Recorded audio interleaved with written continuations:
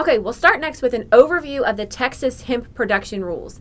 These are going to be the regulations passed by the Texas Department of Agriculture.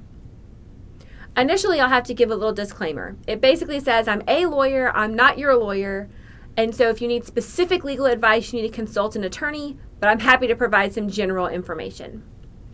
We'll start off with the history of the legal rules that have got us to this point where hemp is legal to produce in the state of Texas. Back in December of 2018, the Farm Bill was passed by the United States Congress, and that paved the way for the legalization of hemp in various states. In Texas, Governor Abbott signed a bill on June 10th, 2019, that allowed hemp production here in Texas.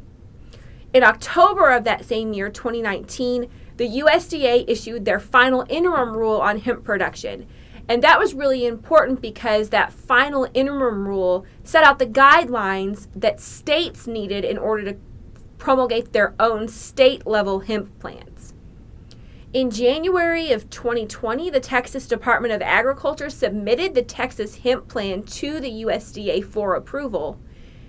And then they published their proposed hemp regulation on January 10th of 2020.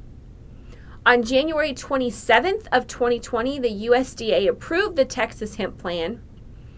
And then on March 6th, the TDA issued its final hemp regulations. And so then in March of 2020, that's when kind of all the rules were in place and the licensing procedure started so that folks could begin legally growing hemp. And those first license applications were taken on March 16th of 2020.